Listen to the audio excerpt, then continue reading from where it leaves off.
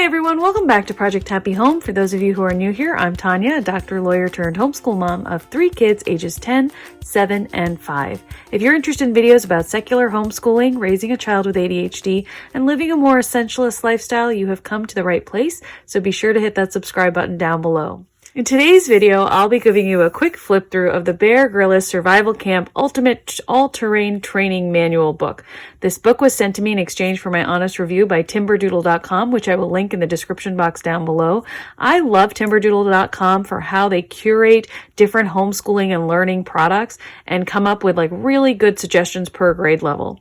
You can actually purchase an entire grade level's worth of curriculum from Timberdoodle, whether it be Christian in nature or more secular. They have those two options, but you can also purchase individual items. I especially like how Timberdoodle curates their selections so that you have a really good idea of when a particular educational item might be suitable for your child, what grade level, what age level, what ability level, etc. So getting into this book, I think this is an excellent book in so many ways for children of various ages, but especially for children who are like approaching that late elementary stage, because it's a great book for kids to read on their own or for you to read during morning time. So the book is split out into different types of biomes, specifically jungle and savanna, desert, polar, forest and mountain, and oceans and rivers. And then there's a section as well on navigation.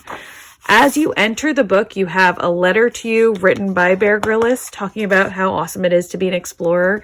And then he gets into the gear one would need. So different types of things like a jungle boot or a hiking boot, a mountain boot, what kinds of essentials you might want to pack for camping, etc. When you get into the first section of jungle and savanna, you can see it's very brilliantly colored and illustrated.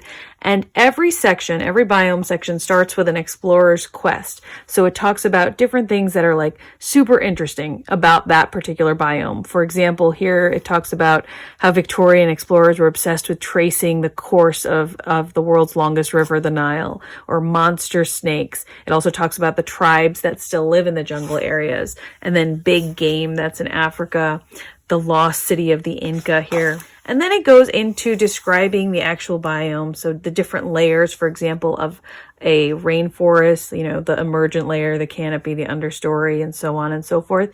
You have gear for that particular area, how to use a machete, river monsters, how to wrestle a crocodile, piranha safety. So it's a way of learning about these things that's like super interactive and exciting. You know, instead of just saying, this is a piranha, it talks about how you would survive being in a river with piranhas. And then you have river crossing. Periodically throughout the book, you have these little hexagons where he's giving you little tips, like leeches are little vampires that can suck a couple of teaspoonfuls of blood before they're full. So it talks about how to remove a leech, different types of bugs that you might encounter, the lost cities of gold, who Dr. Livingston was, different jungle survivors. Ooh, I just saw this. It talks about removing a botfly larva. If you want to be grossed out for the rest of your life, look up botflies. Otherwise, move along. Be thankful for my warning. So then you have a whole section on how to escape quicksand. Can I just say that as a child of the 80s, I thought escaping quicksand was definitely going to be a much bigger issue than it is. So I have not encountered quicksand yet, but I am prepared. So they have how to survive an elephant attack, how to ride an elephant, different types of snakes and what to do if you're bitten, big game. And then we get into another biome, the desert biome. And you can see again, it starts off with an explorer's quest and it moves on. So I'm just going to give you a quick flip through. It does have different illustrations. It's by no means like an atlas. It's much more an exploration of how you would survive any particular type of environment. It talks a lot about the different animals you might encounter, but it also talks very practically about like how to survive, who has experience in that area, like different explorers and things like that. So like it talks about here, you know, the race to the South Pole, how to survive a polar bear attack. I think it's one of those books that makes learning about a particular environment incredibly interesting and unites both historical things like Shackleton's journey to the Antarctic with practical things like how to survive in quicksand. So here we've moved on to forest and mountain. And you have things about wolves and bears and different types of things you can eat and what to avoid. Ice axes, how to tie knots and how to survive avalanches, how to abseil into a volcano.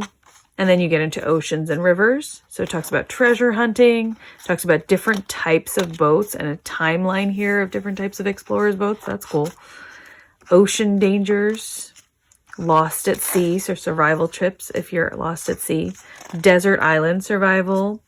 Then you've got a little history section here about Columbus and Zheng He and Kon-Tiki. And then you have a section at the end about navigation. So here it talks about map reading, some of the history of how maps were created, how the poles work and why a compass works the way it does, how you go orienteering with a compass, how navigating by the stars works, finding north and south by the stars, and then you have an index as well by both topic and historical figures, etc. I think this is an awesome book, particularly if you're doing like a unit study on like outdoor survival, or if you just want to pull it out periodically, like when you're studying, for example, a country that's mainly desert, you can look at the desert section of this book, or you can just hand it over to your kid and say, go for it, which is my plan.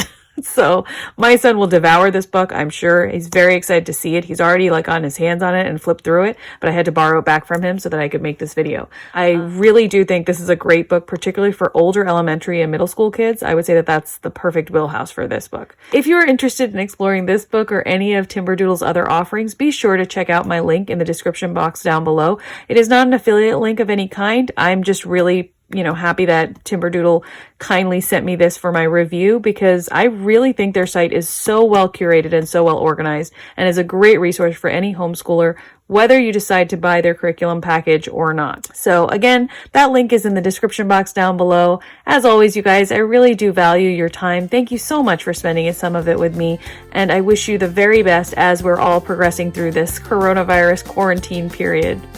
Have a great day, you guys.